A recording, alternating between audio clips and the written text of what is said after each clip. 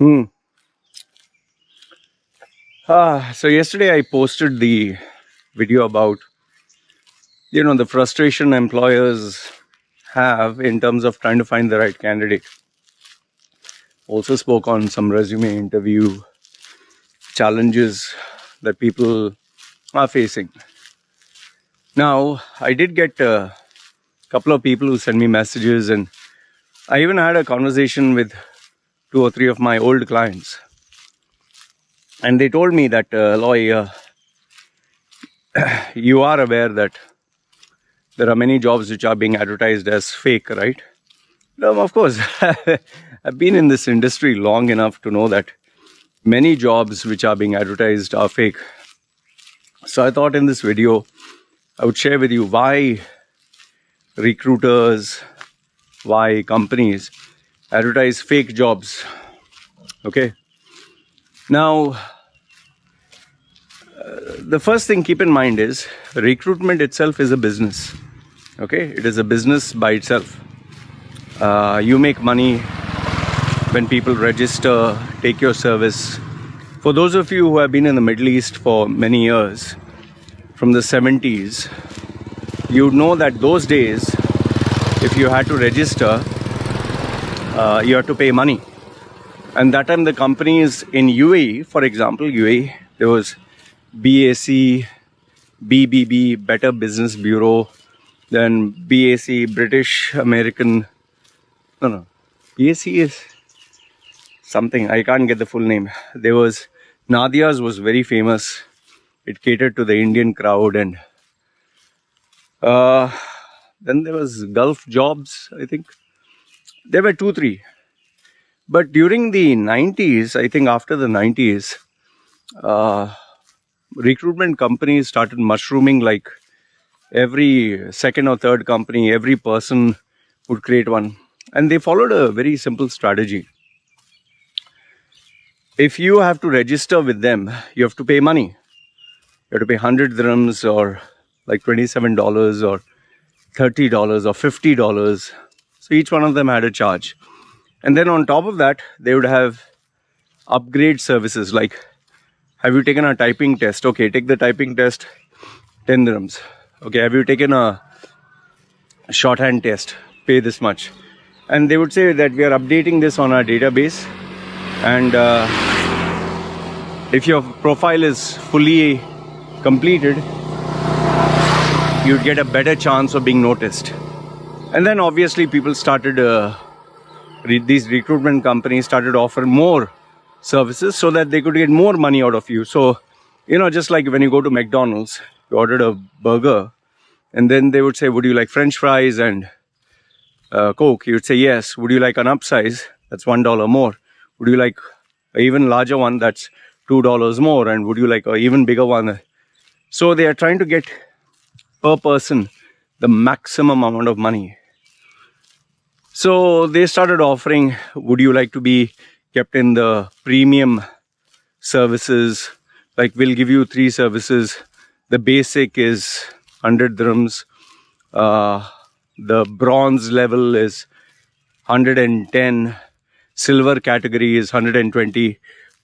Gold category is 150. Diamond category, like VIP.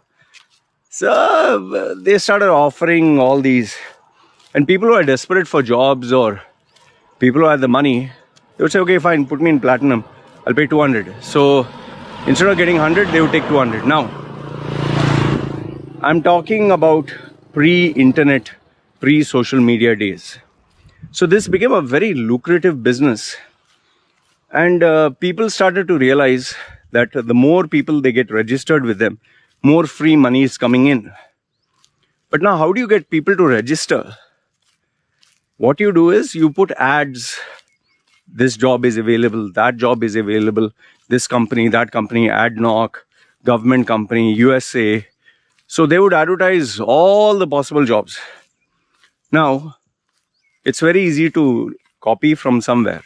And, the papers, Gulf News, Khaleej Times, Gulf Today, those days, they would let you put your classifieds for free because you're advertising for a job. So they would advertise for these jobs. And then obviously if you took a color page or if you took a bold this thing, you have to pay a little more money. So the branding helped. So people were like, oh, this company has so many jobs. Oh my goodness, I better register with them. I'll get a chance. So then they started not only putting the vacancies they had, they started putting vacancies other people had. And very soon they started putting, manipulated, because you can't copy, let's say, someone else's vacancy exactly the same. So you'd manipulate and change the numbers or change the address. And then people realized, okay, it sounds very same. So let's manufacture and fake out some jobs.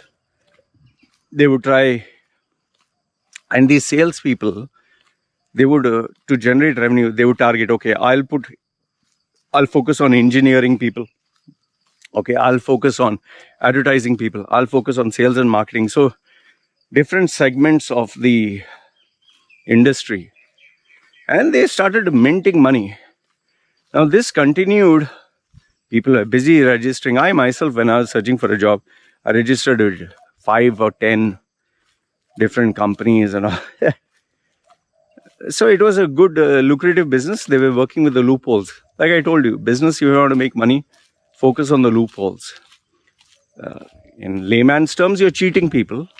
But then, these recruitment companies started offering interview training tips. There you have to pay a little more money. Then resume writing tips, you would pay a little more money. How to negotiate, pay a little more money. How to improve your typing speed, pay more money. Personality development. So it became a full-fledged business of not only recruitment, training.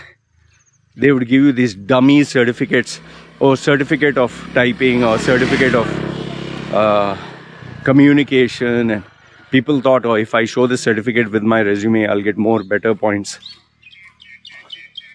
So the business was mushrooming. People were applying. Everyone's making money. But then, see, like I told you, those days there was no social media. There was no internet. But as internet started developing, as chat rooms and all that, I think it was only after the government stepped in and said that there's a lot of complaints from the consumer department. You have taken money for registering a person, but there's no response. They're not getting any calls. Then they clamped down on this business and made it tough for recruitment companies to open. And very soon, because they knew so many recruitment companies, even one guy with no office, nothing, could open a trade license recruitment company. So they said minimum so much capital you need, minimum so much. They started making some regulations. I'm not aware specifically what the regulations are. So now physically they had to stop. Some tried, but they got caught. So what was the next loophole in the evolution of this business? Online. So they would create these amazing names of amazing companies. I remember one of the companies of this fake employer, employer who issued fake degrees. Imagine this guy is a Malayali. His English is, what are you doing, Loy? What are you doing? So he wanted to start a company. You know what is the company name that he had enough money, which he used to get from selling degrees, fake degrees. So he opened up this recruitment company. What is the name? Walter Rush. Why Walter Rush? Because it sounds very British and sophisticated. Walter Rush. Wow. Yeah, well, it's taken from the playbook of when you have an English name or sophisticated name, people fall for it.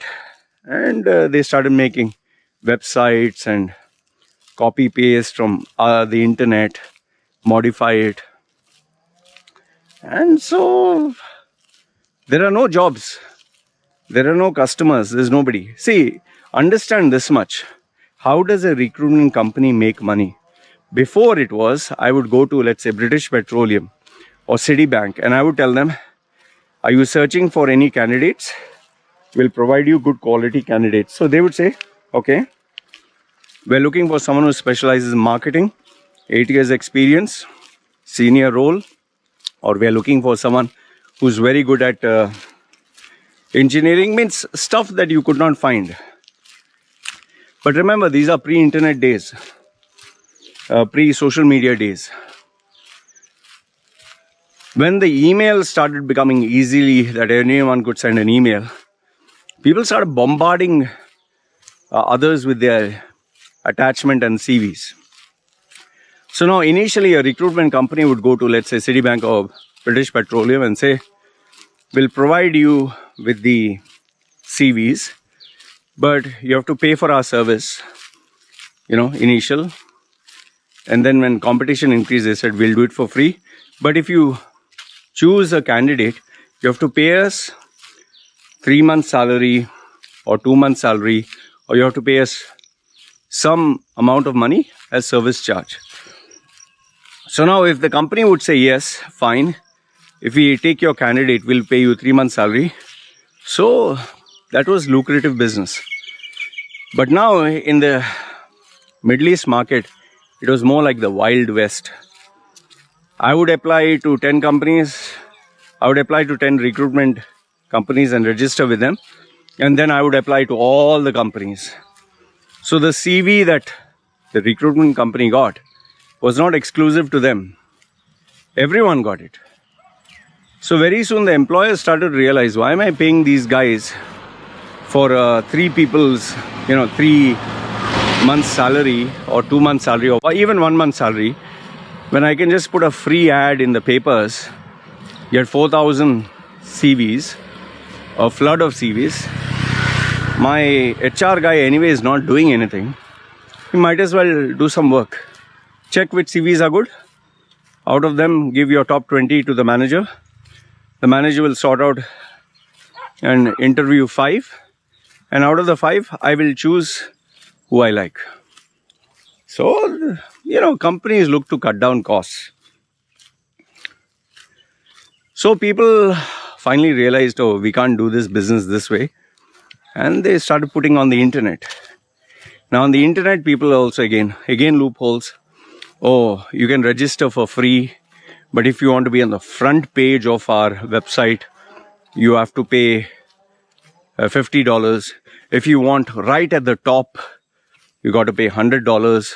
If you want a VIP badge like LinkedIn, so and so, if you want us to show your profile to every client as an inbox, another $20. So they started all these gimmicks. I personally have received so many guys sitting in Romania, sitting in Kerala, sitting in Singapore, Malaysia, with so many websites. Loy, we'll partner up with you. I'll pay you every month so and so. Just talk about our company or send me the CVs or, channel the business to them. I was not interested in all this bullshit because I knew these jobs were fake. End of the day, it takes only one mistake to fuck up your reputation.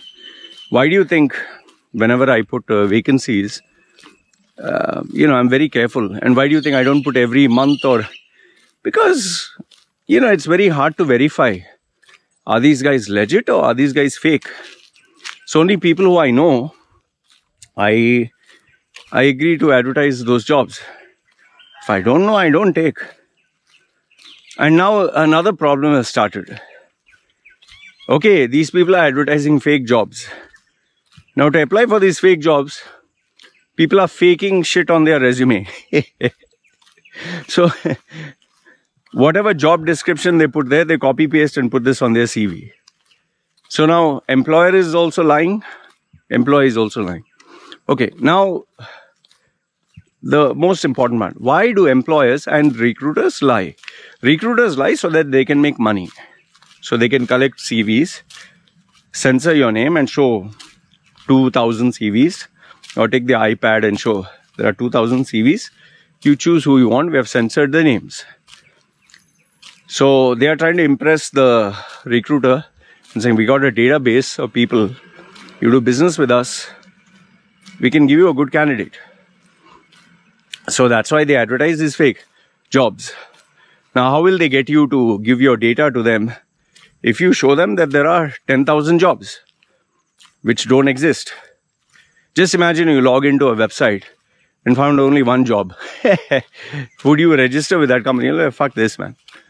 But you check a recruitment company and you find 4,000 jobs. Ooh, you'll be like, oh, this company maybe has a lot of vacancies.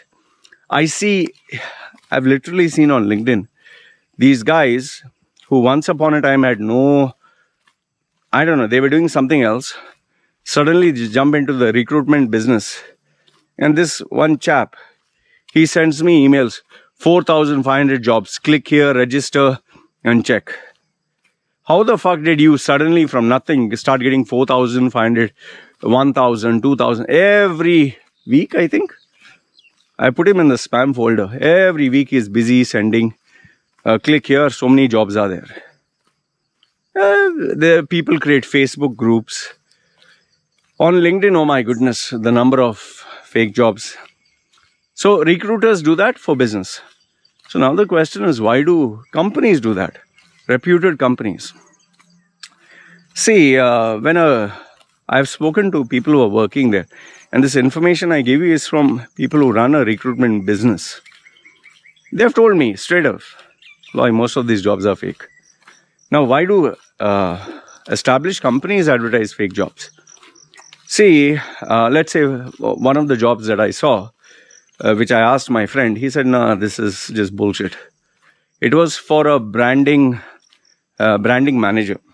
Okay. LinkedIn apparently sent me, Loy, since I'm into branding, would you like to apply for this? Hey. So I was like, oh, okay, I'm pretty curious. I checked with my contact because he is in that company. He's like, Loy, this vacancy that they have advertised here, it is just put by the HR. He's saying that department itself doesn't exist. They just put and they recycle. Why? Because they want to show something is happening. And if in case, he's saying, sometimes they want a worthwhile CV or worthwhile candidate, they have a database for free. They'll just type, okay, branding. Okay, 20 candidates who applied. Who is the best? So if they feel, okay, we can contact any one of them, they contact. So that is what. So I've explained to you why recruitment companies fake vacancies, because they need to make money. They need to exist. You'll not go and check a website which has only one vacancy. You'll check a website that has 10,000 vacancies. That's one. And you'll stay on the website. So they get a little bit of Google money also with ads. Second one is these guys, single guys who claim to run recruitment companies with so many Excel sheets, with so many, it's all fucking fake, man. Who the fuck will deal with them? Okay. Third one is why these companies put these fake jobs, so that they show we are expanding, something is happening. I know it sounds stupid. They'll advertise for 2 weeks. Okay, position has been filled. I literally checked with my contact who was working in that company. He said, Loy, just check after 2-3 months. Again, you'll see these ads. It goes like a cyclical, follows a pattern. And that is why I told you, like, why do you think I stopped advertising jobs? Because I realized, number one is I need to verify each and every position that is advertised there. I need to verify with the company. And on top of that, sometimes, even after verifying and all that, the people who are applying are busy copy pasting what I have pasted. They have pasted on their CV and they'll send it. Because I'm supposed to, after advertising the vacancies, I'm supposed to hand over these CVs to them, right? So sometimes out of curiosity, I check, okay, who are these people? They bloody copied the job description, has their roles and responsibilities, with few words here and there changed. People are not stupid, man. And when I'm the copywriter, you think I can't spot it? So that is why now, whenever I talk of any jobs, I just say, if you're looking for a job, send me your CV. If I feel it's a fit for what my client wants, I send it across to them. So this is why people advertise fake jobs.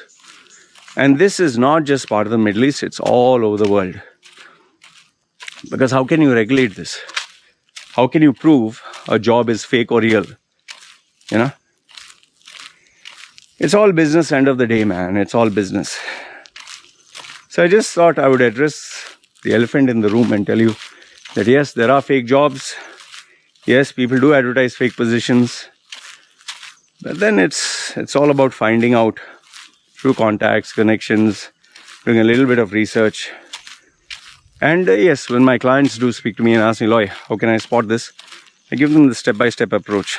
Do A, B, C, D, and you'll figure out if these guys are faking it or it's real. Anyway, if you have any questions, put your comments down below. Let me know what you think. Do you think I'm right? Do you think I'm wrong? And please, don't fall for the people after you register. You're given a fake-ass interview and they send you a contract and they keep your hopes up and finally they tell you, okay, you have to pay money for processing. The minute they say pay money for processing or you have to spend money on this and that, it's fake. Because no company is going to take someone who doesn't stay in the country, who stays far away, only through emails and video calls, they'll give you a job. Remember that $1 million company in India that Gulf News reported, offering all fake jobs in the Middle East, all fake. And they were making millions until he got exposed, and I don't even want to take that guy's name. Anyway, let me know your thoughts. Put your comments down below. This is me signing off. Ciao.